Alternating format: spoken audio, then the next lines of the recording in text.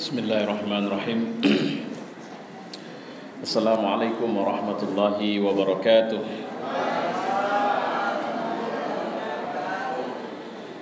Alhamdulillahirabbil alamin. Wassalatu wassalamu ala asyrafil anbiya'i wal mursalin wa ala alihi wa sahbihi ajma'in. Qala Allah fil Qur'an, a'udzu billahi as-sami'il 'alim minasy syaithanir rajim. Bismillahirrahmanirrahim. Fa inna ma'al usri yusra, inna ma'al usri yusra. Bahwa sesungguhnya bersama kesulitan itu ada kemudahan. Bersama kesulitan itu ada kemudahan. Ayat ini diulang dengan redaksi yang nyaris mirip, tapi pesannya tetap sama. Bersama kesulitan itu ada kemudahan. Pertama, hormat saya kepada PR3 Ulimed yang tadi sudah memberikan kata sambutan kepada kita, para sivitas akademika, dosen, dekan, dan seluruh mahasiswa yang hadir. Saya sudah kadung buat kesepakatan dengan Ibu bahwa waktu saya itu sampai jam 10:30. Jadi kita mungkin punya waktu sekitar lebih kurang setengah jam untuk bisa mendiskusikan topik yang sebenarnya sangat menarik ini, yang biasanya saya butuh waktu paling sedikit 1 jam, paling lama 1 jam 5 menit untuk menyampaikan topik ini. Karena setiap saya tausiah itu sering saya record. Ini juga saya record, nanti bisa melihat hasil recordingnya setelah saya upload ke YouTube, walaupun dalam bentuk audio saja. Sebenarnya saya tadi waktu Pak PR kita menyampaikan sambutannya, saya melihat memang bersambung dengan apa yang ingin saya sampaikan. Karena saya ingin mulai dari pesan besar peringatan ini. Menurut saya sering orang salah kaprah. Menurut saya, itu pendapat pribadi saya. Sering orang mengira bahwa hikmah peringatan Isra Mi'raj itu adalah sholat. Menurut saya tidak. Sholat itu bukan hikmah. Sholat itu adalah media untuk menjemput hikmah itu. Menurut Profesor Dr. Mutawalli Asy-Sya'rawi, penulis tafsir Sya'rawi, dia bilang bahwa peringatan Isra atau Isra Mi'raj ini adalah satu dari 3 momentum besar dalam revolusi kemanusiaan yang dibangun oleh Muhammad SAW. Revolusi kemanusiaan pertama itu adalah penerimaannya untuk dibaiat, kalau pakai bahasa umum, sebagai Nabi dan Rasul oleh Allah. Kenapa? Karena pada waktu itu semua peradaban sedang mengalami titik yang paling nadir atau titik paling rendah, atau situasi kemanusiaan sedang kolaps. Baik itu agama, baik itu budaya, peradaban-peradaban manusia sedang mengalami keguncangan untuk memahami eksistensi kemanusiaannya. Ini saya pakai bahasa mahasiswa ya. Ya, artinya begini, kalau pakai bahasa Sayyid Hussein Nasar dengan problem manusia modern, dia bilang bahwa kita sedang terlempar dari lingkaran eksistensi kemanusiaan kita, sehingga nyaris kita sudah tidak manusia lagi sekarang. Ya, dan Tuhan berkepentingan untuk melakukan interupsi terhadap penyimpangan ini. Dan interupsi itu, nah ini mohon maaf saya untuk menyampaikan, dari titik Islam adalah ajaran Islam ini. Kalau dari titik Kristen, Katolik adalah hadirnya Yesus. Dari titik Buddha, kita nggak usah bahas Buddha dulu, saya agak marah sama Buddha orang Myanmar itu. Ya, jadi dari titik kemanusiaan sebenarnya, atau dari titik-titik ajaran agama adalah memulangkan mereka untuk memahami jati diri mereka dengan tugas-tugas kemanusiaan itu. Mari kita pelajari penerimaan ini, bahwa revolusi kemanusiaan itu sebenarnya adalah revolusi universal. Revolusi yang bermula dari kejatuhan. Nah, kalau kita pakai teori kejatuhan, Adam dari surga. Sebenarnya teori hidup di dunia ini sederhana saja. Teori hidup di dunia ini adalah back to Jannah. Kita pulang balik nanti ke surga. Dan Tuhan punya rencana sama. Terserah agamamu apa hari ini, rencana Tuhan satu.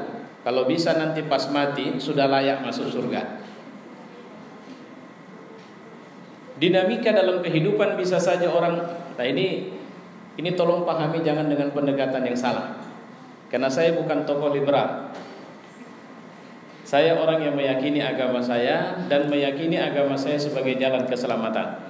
Nah cuma saya mengatakan dinamika kehidupan, bahwa seperti kata Pak Rektor tadi, kemarin juga saya pergi dari sebuah acara pengajian yang di luar kota. Jadi waktu pulang itu saya naik mobil, hanya berjarak sekitar 100 meter, itu ada dua peristiwa yang menarik. Peristiwa pertama, kami jumpai keramaian yang luar biasa karena di situ ada keyboard Malampir. Saya terus terang tidak begitu melihat, tapi teman saya yang rombongan saya itu istighfar, astagfirullahalazim. Saya yakin mungkin karena pakaian yang di keyboardan itu sudah sudah pada hampir habis lah begitu. Ya. Sekitar 100 meter kemudian ada sepertinya peringatan Isra Mi'raj. Pesertanya tidak terlalu banyak, tapi itu memang fenomenanya. Apapun agamanya, mau asal acara agama dengan acara itu sama saja itu. Kecuali agamanya agama setan. Setan tidak punya acara-acara yang bisa mengekang nafsu, malah dia melampiaskan nafsu itu. Ya. Dan ini sama, saya bilang drama sejarahnya sama. Kita bicara dari rencana Tuhan dulu. Apa rencana Tuhan terhadap manusia? Rencana Tuhan terhadap manusia, dia mau kita semua masuk surga. Semua agama punya teori bicara itu. Semua agama punya teori. Semua agama tidak memvonis bahwa orang salah itu adalah orang yang akan tamat hubungannya dengan Tuhan. Tidak. Karena semua agama membicarakan gerbang atau pintu masuk untuk kembali ke jalan Tuhan. Nah, teori Islam disebut dengan istilah taubat. Nah, kita supaya ini nanti saya kasih setengah jam aja, terus nanti kita buat lagi besok acara Isra Mi'raj lagi, Bu. Nah, kita tambah setengah jam lagi maksudnya. Jadi begini, saya bilang tadi kembali. Nah, Adam itu ketika diciptakan, kenapa ditaruh di surga? Ini pemahaman saya. Karena sebenarnya rencana Tuhan ini kan bukan rencana yang plan-plan. Dia memang sudah menskenariokan manusia akan ke bumi. Dan dia sudah bilang sama para malaikat, inni ja'ilun fil ardi khalifah. Aku mau ciptakan khalifah di muka bumi. Malaikat itu, terus tolong ya, jangan memahami malaikat itu adalah makhluk yang posisinya lebih mulia dari kita. Kalau bicara kedudukan di hadapan Allah, ya mereka mulia karena mereka diciptakan tidak pernah membangkang kepada Allah.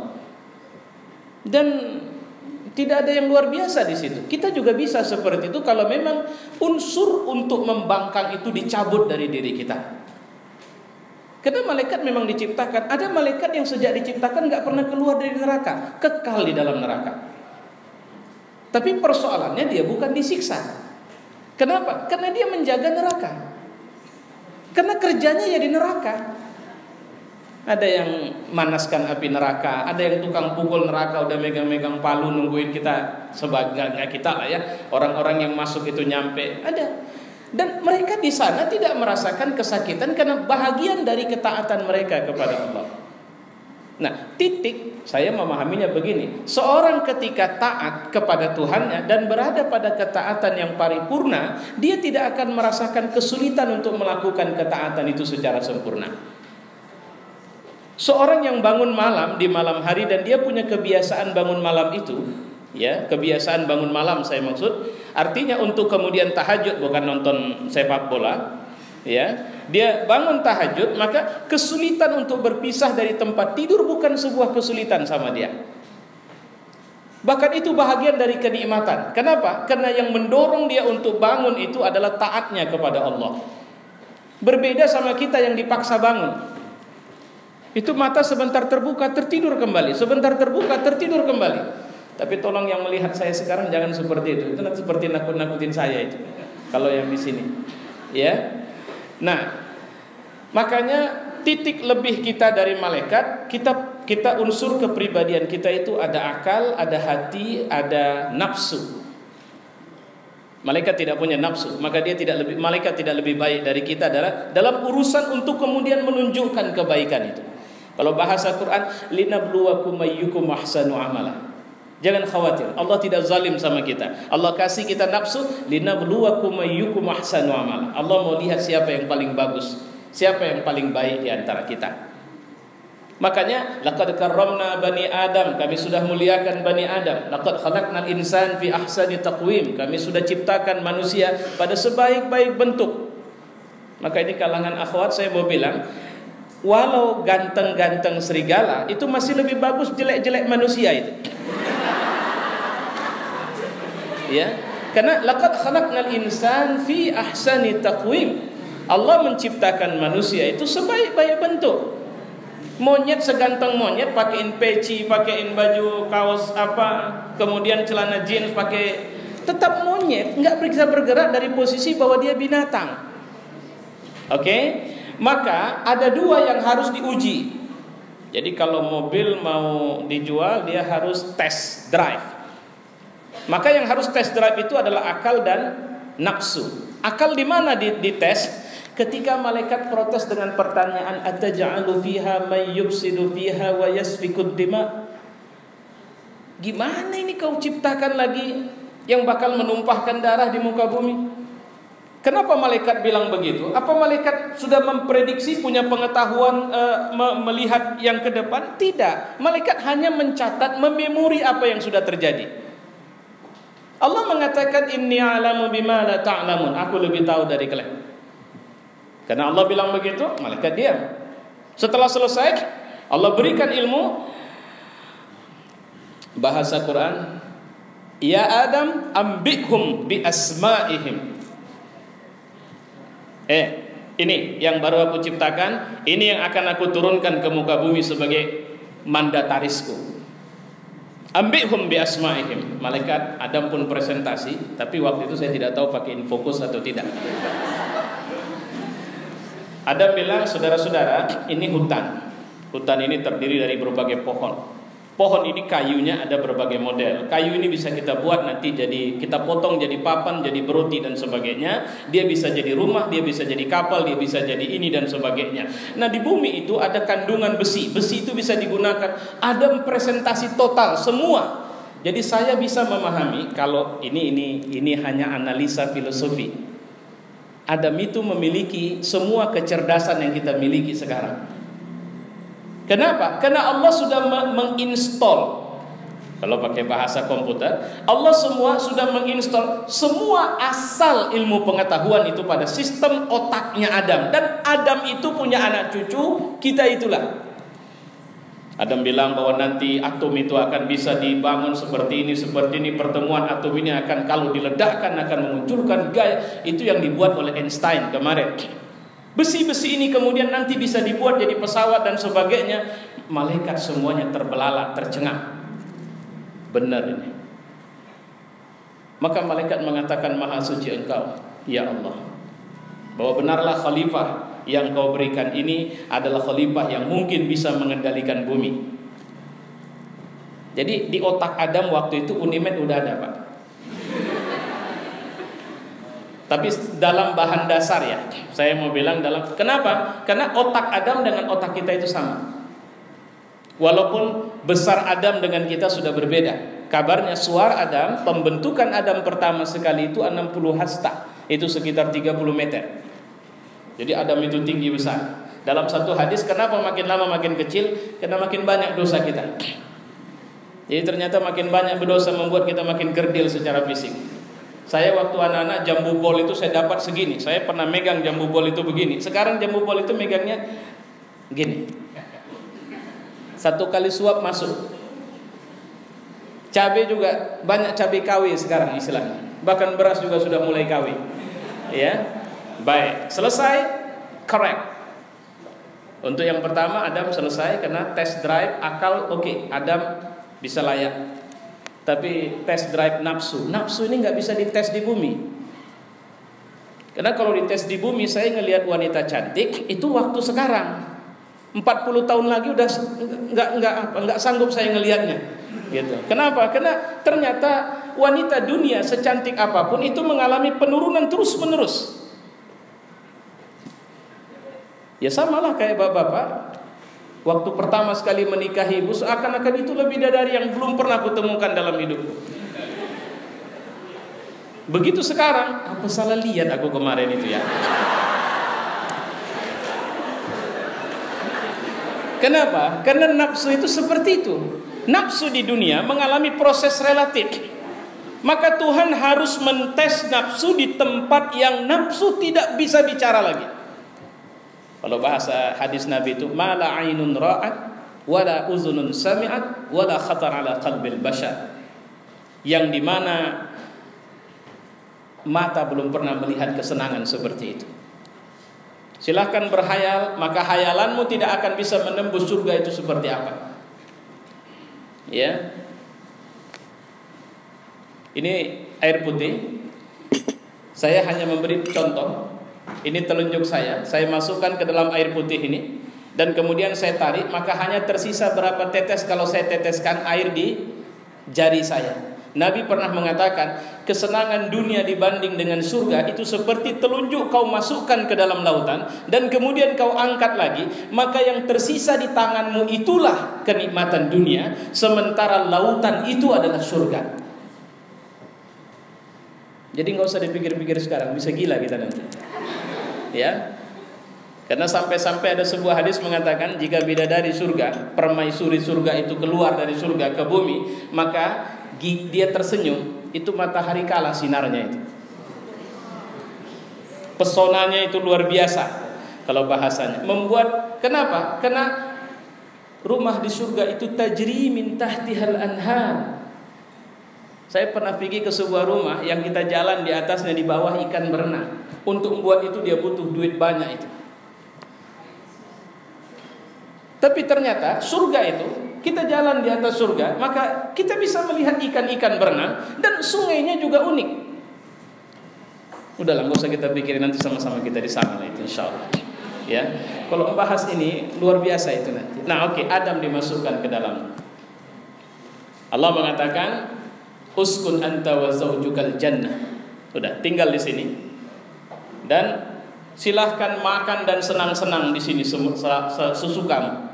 Silahkan pergi ke semua tempat yang kau mau. La taqraba hazihi syajarah, tapi jangan deketin yang satu ini. Cuma itu aja. Oke Tuhan, amanlah itu. Jalan. Nah, sebelum proses ini terjadi, waktu proses test drive akal, di situ ada korban satu. Namanya iblis. Iblis ini tentu muncullah penyakit pertama setelah dia jadi korban, dendam. Maka dia mempelajari sistem penciptaan manusia. Dia terus mencari titik lemah kemanusiaan dan akhirnya dia ketemu satu bug. Kalau bahasa komputernya ada titik lemah manusia. Akhirnya dia mulai merancang bagaimana masuk sebagai virus ke titik lemah itu. Ketemu sama Adam. Iblis, ngapain kemarin? Tenang dulu Adam, jangan terus marah. Inni lakuma minan nasihin. Aku datang cuma ngasih nasihat. Masalahnya, kau kan tahu, aku lebih senior dari kau. Surga ini aku yang duluan masuk. Dan aku ingin ngasih nasihat supaya kau tetap bisa di sini. Jangan kayak aku. Aku nggak mau kau keluar. Mukanya dibuatlah begitu tulus. Sehingga Adam sama Hawa lihat apa rupanya mau kau bilang. Ya terserahlah. Kau mau terima nasihatku, terima. Tidak, yang penting udah tenang aku. Di luar aku nggak tenang Adam. Aku tidak mau ada korban kedua setelah aku. Itu gaya setan. Jadi kalau udah setan itu tetap setan. Mau pakai baju ustadz ya setan. Jadi jangan kita bilang ustadz loh pak. Gitu. Kita kadang-kadang penyakit berobat disuruh bawa ayam hitam. Yang nyuruh ustadz kok dia kan pakai sorban tinggi. Sorban setinggi langit. Nanti kalau pergi ke Arab, bukan kena mentang-mentang orang pakai jubah itu agamanya dalam. Di Arab sana supir bus juga pakai sorban, pakai jubah. Tukang ikan juga pakai jubah. Nah ini yang harus kita keluar dari situ itu, ya. Enak nggak di surga? Enak, senang, senanglah. Ingin nggak kalau dikeluarkan dari surga? Ya enggak lah. Nah itulah. Pernah nggak kau mikir kenapa dilarang deketin itu? Maaf Pak PR, ini versi Islam saya sampaikan ini. Pernah nggak? Maka jawabannya enggak. Nah itulah kau. Itulah sebenarnya kenapa Tuhan. Ada nggak dibilang Tuhan kenapa kau tak boleh deketin itu? Enggak ada. Nah itulah. Kau tahu. Kalau kau makan itu dikeluarkan kau dari surga. Apa iya? Itulah. Tuhan memang nggak bilang sama kau, karena dia nggak punya rencana kau lama di sini. Masa Tuhan nggak bilang? Lupa dia mungkin bilang sama kau itu. Dibuatlah mimik yang serius. Terakhir pekatlah Adam sama Hawa, akhirnya dimakan. Apa yang terjadi? Allah marah. Udah kan aku bilang sama kalian bahwa setan itu musuh yang nyata. Nah sudah, keluar kalian dari sini. Ingat ya, ingat. Problem kalian itu ini ya. Apa problem ini? Pak PR3 tadi mungkin kalau tahun muka ada Isra Mi'raj katanya enggak pensiun ya Pak. Pensiun. Tapi kalau ditanya Pak, ditambah lagi 5 tahun lagi Bapak mau enggak? Itulah dia. Di titik itulah masalah. Saya mohon maaf ya Pak, saya ambil sampel nih pas sekali itu. Di titik itulah masalah. Apa masalahnya? Udahlah bisa diatur. Tahu sekian aja, enggak sulitnya itu nanti. Ibu mau jadi PNS, enggak ada masalah, enggak usah, tinggal setoran saja. Enggak banyak, cuma 20 juta, bisa duduk. Itu yang mau duduk. Yang sudah duduk, awas kau, ini bakal ada mutasi. Ku dengar banyak bakal dibuang ke Nias. Pening kepala ke Nias pula. Nah kalau kau tidak mau dibuang ke Nias, kau dekatin itu. Bisa paham maksudnya? Bisa paham kan? Kalau kau mau di sini, kau dekatin itu. Kalau kau tidak mau dibuang, kau dekatin itu. Apa ini? Ya, ini yang dimaksud la taqraba hadhihi syajarah itu adalah kita mengira itulah titik nyaman dalam hidup kita. Apa yang membuat Adam akhirnya mau memakan itu? Karena dia khawatir keluar dari surga. Apa yang menyebab kita kemudian ada mahasiswa tamat dari Unimed sebagai mahasiswisawan terbaik. Sudah, IPK-nya 4, kalau bisa lebih lagi. Tapi 4 lah dulu IPK-nya. Sudah. Kemudian ada penerimaan PNS yang diterima 3, yang daftar 8.947 orang. Coba bayangkan, ini terima cuma 3. Nah, akhirnya ada 3 cara paling mujarab. Cara pertama adalah udah ada yang bisik-bisik, kalau bisa nyediain duit 100 juta masuk. Sementara tabungan ada 670 juta. Itu cara pertama. Cara kedua, nggak usah pakai duit, bicara saja sama kepala kantornya. Nenekmu kan sama dia nenek itu. Ya, coba telepon saja. Itu cara kedua. Cara ketiga, nggak usah, ikutin saja prosedur dan kemudian berdoa kepada Tuhan. Tuhan itu maha sanggup untuk mengabulkan doa kita. Wa idza sa'alaka 'ibadi anni fa'inni qarib. Tanpa aku bertanya kepadamu tentang aku, bilang aku dekat. Ujibu da'watad da'i idza da'an. Dia mengabulkan doa ketika dia minta sama aku. Ya, aku lebih dekat dari urat leher kalian. Aku malu dalam sebuah hadis untuk tidak mengabulkan doa hamba sebelum tangannya turun. Nah, oke, cara ketiga, ikutin prosedur ujian malam tahajud. Kira-kira cara mana yang paling kita yakini pasti tembus? Cara ketiga kalau udah pasrah kali itu, duit tak ada, kenalan tak ada, kan begitu kan? Ya. Kenapa? Karena begitu pola ini, keinginan itu muncul, maka nafsu pun akan bermain di situ. Dan nafsu ini karakternya satu. Apa karakter nafsu? Dia tidak peduli halal haram. Dia tidak tertarik benar atau salah. Yang penting sama dia enak. Itu nafsu. Kalau setan lain lagi. Dia tidak tertarik enak. Yang penting mudah kita buat dan kita salah. Saya terus terang, saya tidak sangka saya bisa terjebak di sini. Saya khilaf Pak. Ya tahankan kau, yang penting kau udah salah, kata setan. Kenapa? Kenapa setan sungguh-sungguh untuk merusak? Jawabannya sederhana. Dia sudah punya agreement, dia pasti masuk neraka. Dan dia tidak tertarik untuk, janganlah ini yang kau ganggu, ini orang baik ini. Tak peduli dia baik, buruk, neraka juga nyawa. Itu kata setan. Makanya setan bukan hanya kita. Nabi Muhammad pun pernah dia rusak dalam sholatnya. Tapi Nabi tidak bisa dia ganggu. Tapi masih dicobanya. Apalagi kelas-kelas kita ini. Ya, yang sekali nampak sekali tidak oleh Tuhan, sholat jarang-jarang misalnya. Nabi yang sudah dijamin oleh Allah saja masih dicobanya, ditesnya. Kenapa? Dalam otak dia Adam saja bisa kalah, kok apalagi Muhammad? Apa sulitnya? Walaupun akhirnya Nabi terpelihara. Itu setan. Upaya dia tetap sungguh-sungguh untuk merusak manusia, sementara nafsu enggak. Nafsunya bebal. Kalau dia mau teh manis jangan kasih kopi. Nah, itu nanti Ramadan. Ramadan itu bulan menahan atau mengendalikan nafsu. Kalau buka pingin kali pakai air teh manis, jangan teh manis, coba kopi pahit buat. Ada gula kita rupanya, Bu, ada. Teh ada. Lantas kenapa kopi pahit ditaruh? Aku kan nggak bisa buka nggak pakai kopi pahit, nggak pakai teh manis. Pak, kita latihan mengendalikan nafsu. Kau saja yang latihan ya. Aku udah latihan tidak makan, tidak minum seharian ya. Berbuka kau suruh pula aku latihan lagi. Coba bayangkan. Sebenarnya Ramadan kulluhum kita harus menahan atau mengendalikan nafsu. Dan itu latihannya. Kenapa? Karena Allah bilang, nanti ya, kalian mau masuk surga semua kan? Nah, surga itu hanya dimasukin oleh orang yang nafsunya tunduk kepada mauku. Oke, kalau kalian bilang bahwa kemarin kalian keluar dari surga, ini kira-kira begitu ilustrasinya. Karena sebab kalian diganggu setan, sekarang setanku belenggu. Aku kasih waktu 30 hari. La'allakum tattaqun, supaya kalian bertakwa. Dan buktikan bahwa kalian memang enggak main-main di sini. Karena surga tidak mungkin dimasukin oleh orang. Kenapa? Nafsu bisa sedekah. Ada nafsu. Ada tipikal orang di Medan ini yang sekarang tiap sholat subuh udah keliling dia dari masjid ke masjid. Kemarin nggak nampak itu. Sekarang udah rajin dia keliling safari subuh. Rupanya kena punya cek ini mau pilkada di Medan. Kemarin nggak pernah ngasih infak, sekarang ikhlas. Ikhlas itu bukan kerja mulut. Ikhlas itu kerja hati kita. Nah sekarang kesana kemarin nampak semua mulailah muncul gambarnya. Nggak ada gambar yang merengut itu yang ditaruh di baliho itu. Semua gambar senyum, gambar seakan-akan dialah manusia yang paling ramah di kota Medan ini.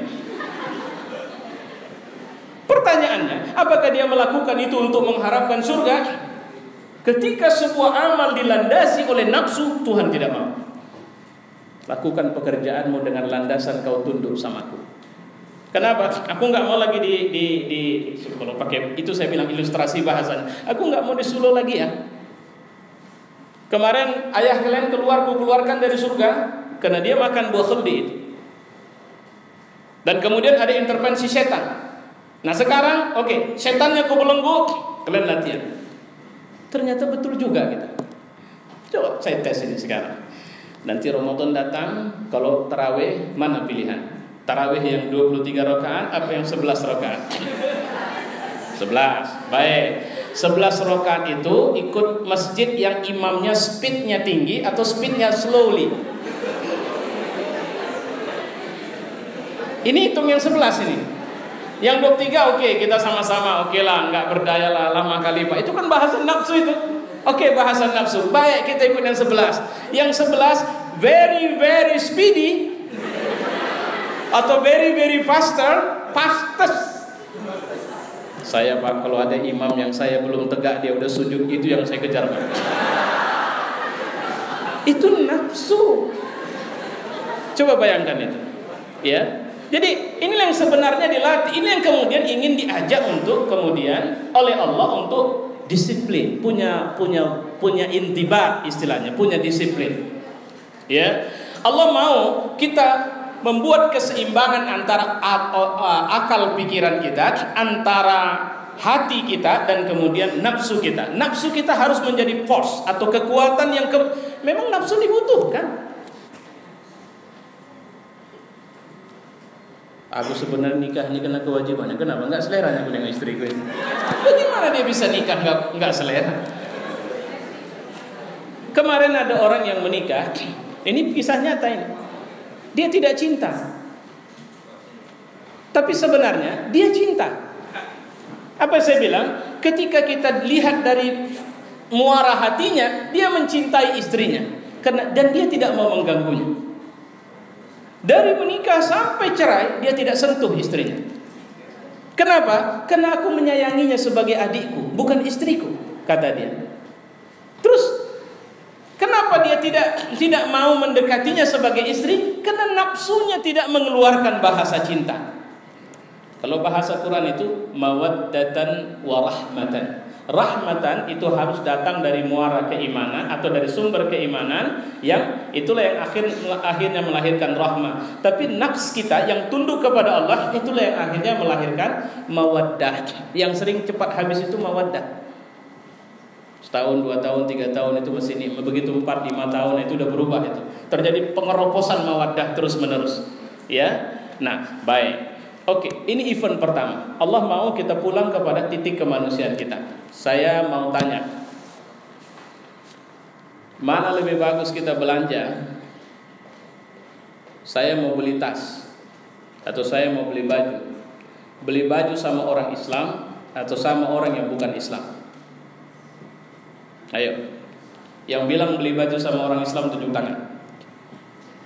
Lebih bagus mana? Beli baju sama orang Islam atau sama orang yang bukan Islam? Ayo, jangan takut walaupun saya tahu di sini ada yang bukan Islam. Ini banyak yang takut ini, banyak yang bingung ini.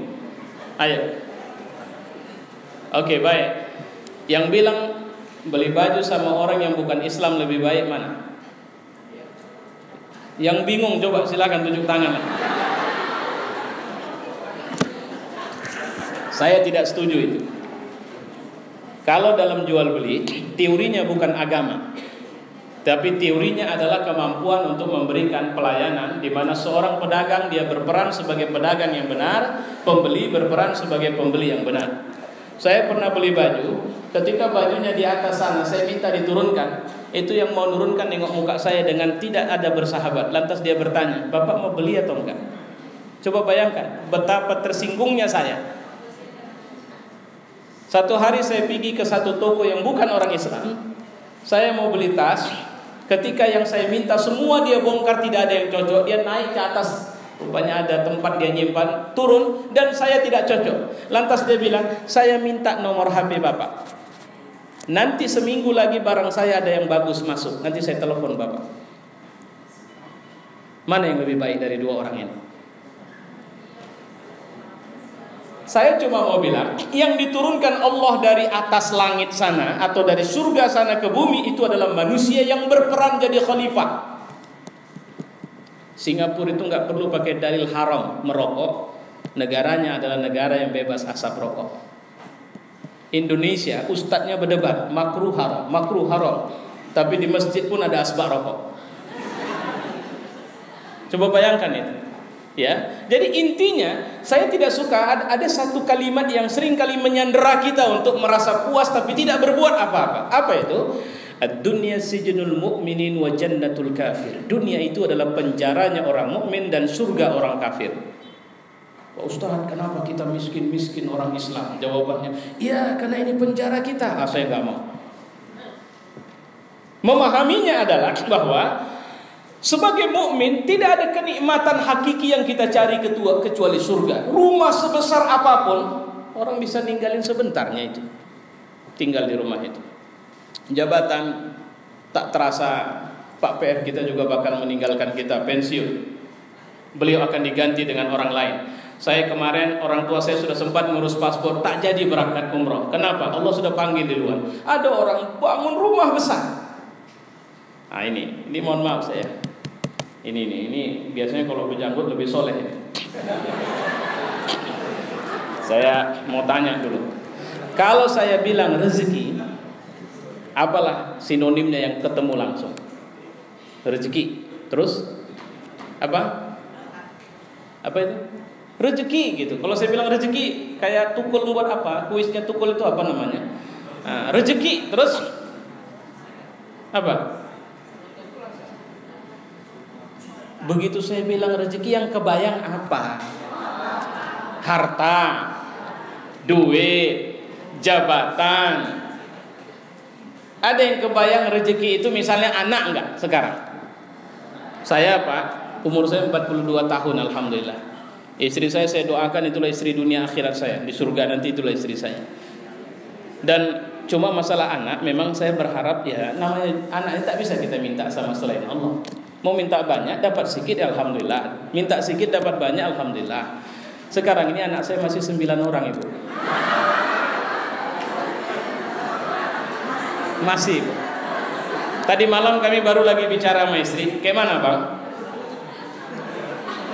Kita genapkan.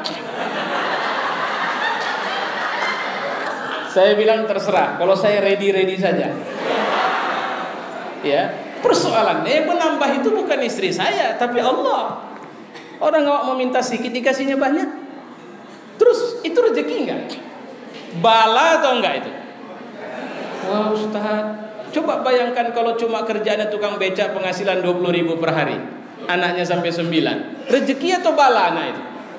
Salah, otak kita jangan begitu. Nah ini yang mau saya sampaikan. Ini proses pergeseran dari cerita khalifah menuju kepada cerita apa hikmah Isra Mi'raj ini. Oke. Rezeki tidak bisa didetek dengan pendekatan rasional. Ada berapa banyak orang, dulu adik saya dia di kesatuan. Waktu dia sedang mengambil pangkat dia gagal. Dia stres. Istrinya telepon saya, "Bang, tolonglah nasihati Bang." Saya bilang, "Kenapa?" "Iya Bang, ini memang betul digagalkan ini Bang. Cobalah Bang bayangkan, aku sudah semua sudah kulaluin, tapi ternyata ini kena dekat dia sama komandan kami." Saya bilang, jangan begitu cara berpikirnya. Coba ingat kau pertama masuk ke satuan, ada berapa ribu orang yang mendaftar, dan kau diberikan kesempatan untuk berhasil. Hari ini Allah sedang ngajari kau kesempatan untuk gagal. Bisa nggak kau menerima kegagalan itu? Karena jangan mengira bahwa di balik kegagalan itu adalah kebinasaan. Tidak. Bisa jadi di balik kegagalanmu adalah peluang suksesmu. Coba, berapa kali gagal Thomas Alva Edison? Tidak ada orang ketika dia mencoba langsung berhasil. Kita yang sampai kemari saja, ini jatuh bangun dulu baru bisa datang kemari. Maksud saya apa? Dulu waktu belajar jalan, nggak ada anak yang belajar jalan langsung oke, Mak, udah nggak usah dipegangin lagi, Mak, udah bisa saya. Bahkan peristiwa penciptaan kita pertama sekali adalah penciptaan yang penuh dengan kompetisi. Apa yang dimaksud dengan penuh kompetisi? Ketika sel sperma terpancar, kabarnya ada ratusan juta calon manusia di situ. Ratusan juta ini kompetisinya hanya mengejar satu sel telur yang ada dalam rahim seorang perempuan. Begitu dia terpancar, maka secara otomatis dia bekerja dengan kompetisi yang paling fair dalam sejarah kehidupan manusia. Nggak ada dia udah lari sekencang-kencangnya, dijegalnya kawannya, terus dia lari lagi, kemudian main. Tidak ada. Dia berkejaran terus. Nah, siapa yang berhasil menjemput sel telur, dia membalutnya, selesai pertandingan. Nah, di saat kita lahir, we born as a winner. Kitalah pemenang itu. Maka jangan merasa sedih kalau kulit hitam. Kenapa? Karena tidak ada satu ayat pun di Quran, di Alkitab, haram masuk neraka orang, masuk surga orang hitam. Jangan tanya yang lahir pesek atau mancung, berapa banyak, jangan lahir cacat atau tidak. Berapa banyak orang cacat ternyata adalah manusia-manusia yang mengukir sejarah besar peradaban manusia. Karena bahasa Nabi, kullu maulud yuladu 'alal fitrah. Semua manusia itu lahir dengan fitrah yang sama, fungsi otak yang sama. Cuma apa yang menyandera kita untuk tidak bisa besar adalah prasangka kita terhadap diri kita sendiri. Allah mengatakan, ana inda zanni 'abdi bi, aku tergantung prasangka kalian. Kalau kalian tak yakin, ya sudah, tak ada masalah, jalanilah itu. Rasanya berat Pak, saya menamatkan kuliah ini. Kenapa? Ya, orang tua saya sudah meninggal dunia. Terus kau pikir matilah kau juga? Artinya apa? Jangan tuduh dirimu. Ada berapa banyak orang, saya pernah ceramah di satu kesatuan tentara. Saya minta izin sama komandan, Pak, saya izin boleh nanya satu orang, Pak? Boleh, siap. Pak, siap. tegas berdiri. Pak Anu kalau mati sekarang, yakin nggak masuk surga? Siap, tidak. Begitu dia bilang siap tidak, saya langsung buat pengumuman. Saudara-saudara, kalau mau melihat calon penghuni neraka, lihat orang ini. Bagaimana dia bisa masuk surga kalau dia saja tidak yakin dia bisa masuk surga? Keyakinan itu yang akan melahirkan energi besar yang tersimpan dalam diri kita untuk bekerja. Coba apa yang dibuat oleh orang Rohingya. Kita buang dulu cerita agama mereka. Tapi apa yang membuat mereka berani menyeberangi lautan? Pertama, mereka yakin mereka punya Tuhan. Kedua, mereka tahu betul mereka terusir dan nasib saudara mereka sebelumnya juga tidak pernah baik di tempat-tempat pengungsian yang lain. Tapi mereka terus keluar dari negeri mereka sampai akhirnya mereka menemukan momentum kemarin di Aceh. Apa momentumnya? Tersambutnya kepedihan kemanusiaan dengan belas kasih kemanusiaan itu. Dan Indonesia menjadi negara pertama yang menyambut orang Rohingya itu dengan welcome my brother. Apa yang terjadi setelah Indonesia? Malaysia nyambut. Apa yang terjadi setelah Malaysia? Turki nyambut. Apa yang terjadi setelah Turki? Obama, andai saya seorang Rohingya, kata Obama. Artinya itu sudah menjadi bahasa dunia. Maka jangan pernah sandera pikiranmu untuk mengatakan kau tidak bisa jadi besar. Saya selalu mengatakan, anak saya juga sering saya bilang, Buya, ini anak saya baru tamat sekolah, masuk mana? Terserah. Kenapa? Saya tidak akan sandera kemauan. Tapi mulailah dari sebuah langkah besar. Innamal a'malu binniyat. Apa langkah besar kita di dunia? Kita harus masuk surga. Dinamika jatuh bangun itu biasa. Tidak ada manusia masuk surga yang tidak pernah berdosa kecuali segelintir saja. Para nabi, para rasul. Kalau kita kelas-kelas muka kita ini nampaknya tanda-tanda berdosa ini terus. Kan begitu. Makanya terus-menerus kita harus minta ampun kepada Allah Subhanahu wa taala. Baik. Ini sebenarnya banyak lagi yang mau saya sampaikan, tapi saya ringkas sedikit saja. Cerita Mi'raj itu sebenarnya adalah cerita yang luar biasa. Tadi Pak PR sudah menyinggung kita dengan mengatakan bahwa di antara begitu banyak ibadah, satu-satunya yang perintahnya langsung diambil di singgasana Tuhan. Jadi Sidratul Muntaha itu istana, Mustawa itu semacam singgasana.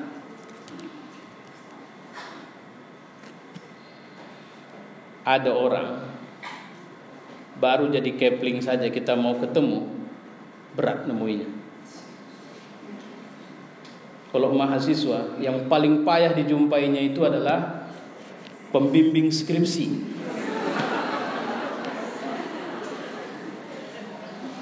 Bu, kapan bisa jumpa Bu? Nanti ya, sabar baru situ. Kenapa? Bukan apa-apa, aku pun digitukan dosenkunya dulu, kata si ibu. Semakin tinggi jabatan seseorang, cenderung dia semakin sulit diakses dari bawah.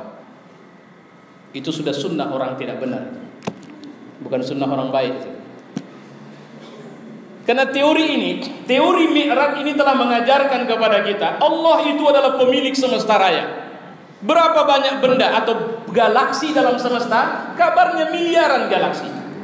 Bumi ini hanya satu nokta kecil punya Allah. Tata surya kita, galaksi kita hanya satu. Saya pernah dulu jumpa gambar galaksi atau tata surya. Galaksi kita cuma di ujung kecil sekali. Dan Allah itu pemilik semuanya. Dia yang menentukan kapan matahari tenggelam, kapan matahari terbit. Dia yang membuat garis batas lautan dengan daratan. Dia yang membuat warna-warni tumbuhan, tumbuhnya tumbuhan. Dia yang menjaga jantung kita.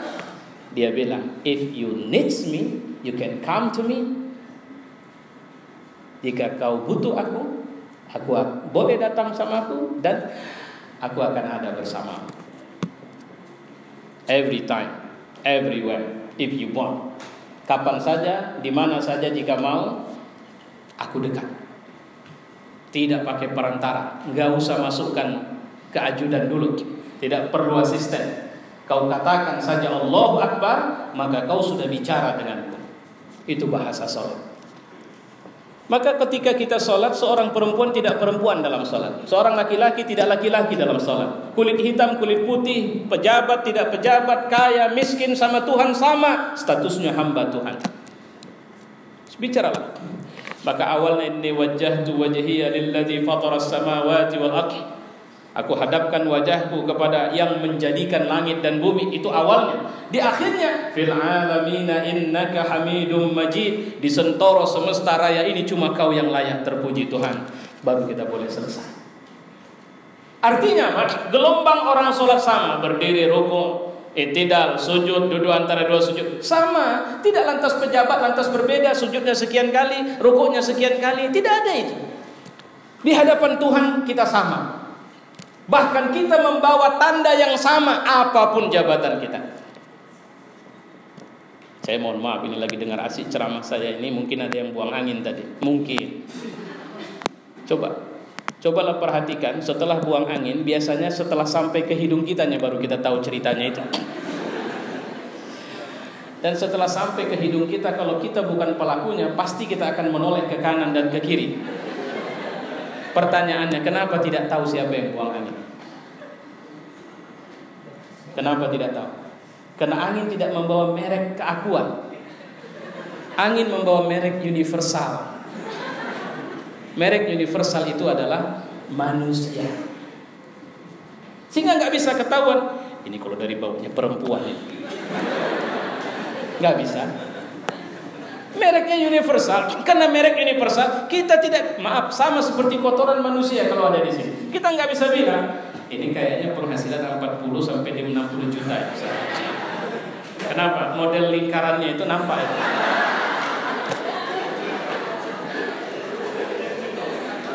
Nggak ada. Artinya kotoran manusia nggak ada dibilang kotoran orang kaya. Isi septic tank itu silakan bongkar. Cari rumah orang paling kaya, Jokowi. Ambil satu ditaruh di lepean kalau dia buang air misalnya.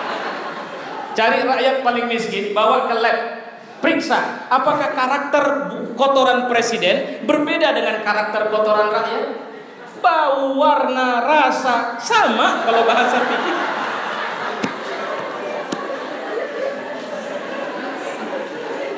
Jadi artinya tidak perlu sombong jadi manusia. Sebentar, semua ini sebentar. Dunia banding akhirat 1 hari banding 1000 tahun.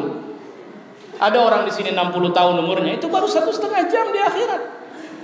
Jadi nggak usah sombong lah jadi presiden, nggak usah sombong punya jabatan, nggak usah merasa hebat, kaya. Lihatlah, ada orang yang lelah sekali mengumpulkan kekayaan dalam hidupnya.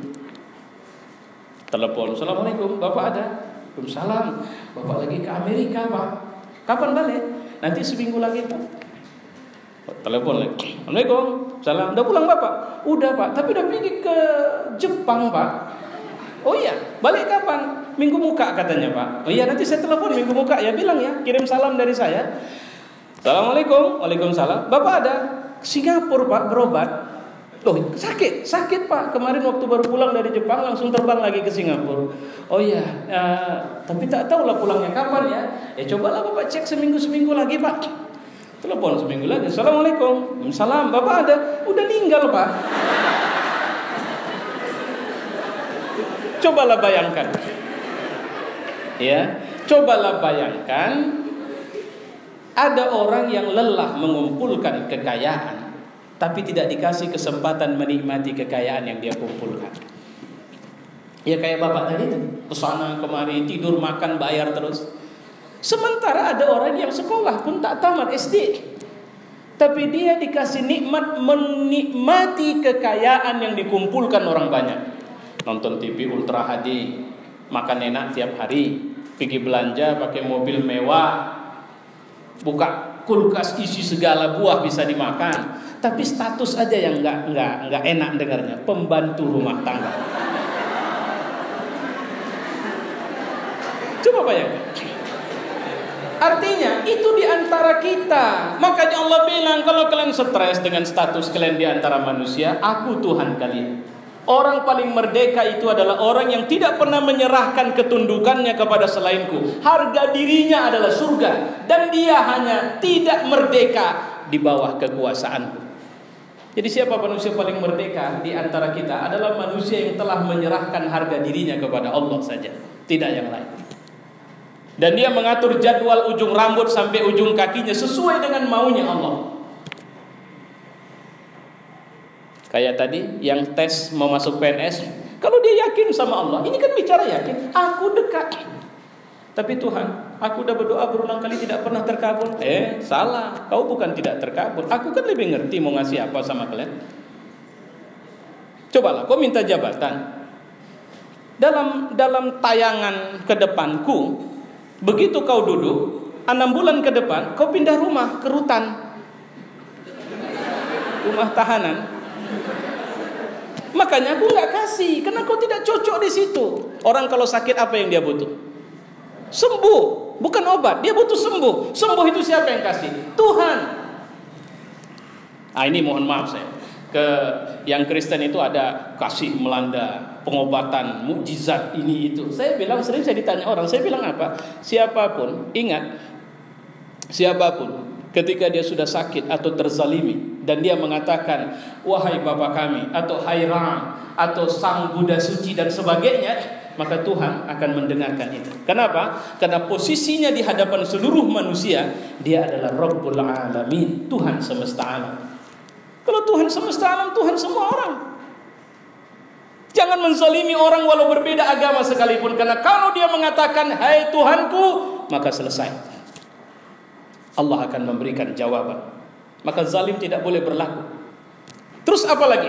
Kalau seorang sedang menderita sakit, dia sudah berobat ke sana, dia sudah berobat kemari, tidak sembuh juga. Terus ada orang bilang, kau kena santet ini. Ini sederhana aja, ini ada uak di sana itu, cuma panggilan nenek itu. Nenek itu kalau kita berobat kita harus bawa ayam hitam. Nah, kau bawa ke sana, sembuh ini. Terus dia bilang, tidak, Tuhan tidak izin. Mau apa lagi caranya? Kalau sudah tidak ada lagi cara yang kita tahu, datang kepada Allah. Wahai Tuhan, aku sudah tidak tahu lagi caranya.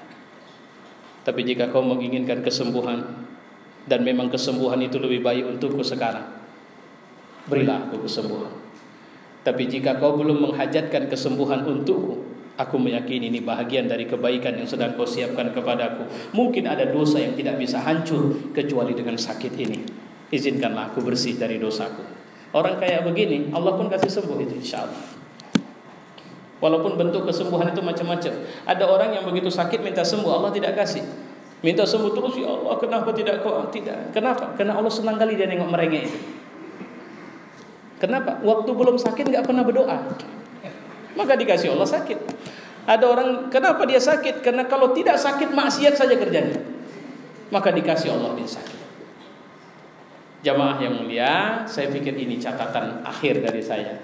Nah, catatan akhir ini harusnya menguatkan kita untuk tidak pernah curiga dengan ketetapan Allah sama kita. Dan seharusnya kita sudah harus menetapkan harga besar kita sekarang. Apa harga besar kita? Harga besarku adalah surga. Kalau sudah harga besarku adalah surga, maka jangan putuskan pertemanan dengan Allah di semua urusan hidup kita. Karena kalau kita putuskan pertemanan dengan Allah di semua urusan hidup kita, maka Allah pun tidak akan menyertai kita. Nah, itu sama dengan orang yang merasa hebat dengan punya batu akik, satu jari isinya 2. Saya kemarin, mohon maaf ini jadi bahan cerita saya jadinya. Ada Kepling di Medan itu yang lurahnya nggak datang. Jadi lurahnya ngasih surat untuk baca kata sambutan. Cuma saya aneh, dia baca, biasanya kalau baca surat itu kan begini. Dia nggak baca surat itu begini. Jadi terakhir waktu saya ceramah, Bapak pun kelewat K dia. Jadi naksir sama batu akik yang Bapak pakai. Dia bukan pakai satu, sekian batu akiknya, maka bacanya begini. Kalau saya bilang orang yang batu akiknya lebih dari satu itu sudah mulai agak terganggu jiwanya itu. Apalagi kalau sudah semua dipakai. Apalah alasan? Rezeki itu adalah yang bermanfaat untuk dunia kita dan akhirat kita. Jangan cari rezeki yang nyusahin akhirat kita. Kalau bahasa Tung Desen, kalau punya duit, suruh duit kita semua kerja. Jangan kita kerja nyari duit, suruh duit kerja nyari kita. Kalau punya tanah, tanahnya suruh kerja. Kalau punya rumah, rumahnya suruh kerja. Kalau punya mobil 10, ngapain ada 10 mobil di garasi? Isi rumah cuma 3, mobil ada 11. Untuk apa? Ya untuk ganti-ganti. Nah kalau untuk ganti-ganti itu hanya kepake di dunia, di akhirat, hati-hati. Kata Nabi, orang yang paling duluan masuk surga itu adalah orang susah. Kenapa? Tak ada yang mau dipertanggungjawabkan. Rumahmu kontrak ya Allah. mobil, angkot. Ada masalah, tanyalah supir angkot. Ada 10 sahabat yang dijamin Nabi masuk surga. Ya, ada satu yang kayanya luar biasa. Pernah dihitung itu oleh seorang ustadz, kekayaan dia ini 60 kali kekayaan Bill Gates hari ini. Itu Abdurrahman bin Auf. Nabi mengatakan Abdurrahman bin Auf ini masuk surganya setelah sahabat semua masuk 500 tahun jaraknya, baru dia bisa masuk surga. Padahal itu artinya hartanya halal semua itu, karena dijamin masuk surga. Mempertanggungjawabkan harta halal itu berat kali. Supaya jangan berat, nah itu dia, buat kerja semua hartanya.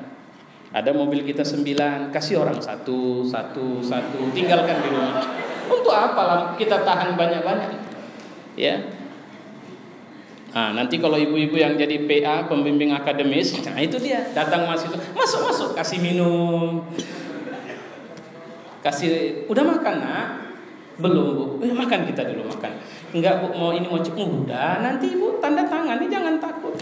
Asal jangan pulang anaknya, agaknya buang tabiat pulang. Saya kira itulah, mudah-mudahan Allah memberi berkah sama kita. Insya Allah mudah-mudahan kita jadi orang yang baik dan terbaik ya. Karena bahasa teori kejadian manusia, Allah menghendaki kita melakukan all of the best, semuanya yang terbaik. Assalamualaikum warahmatullahi wabarakatuh.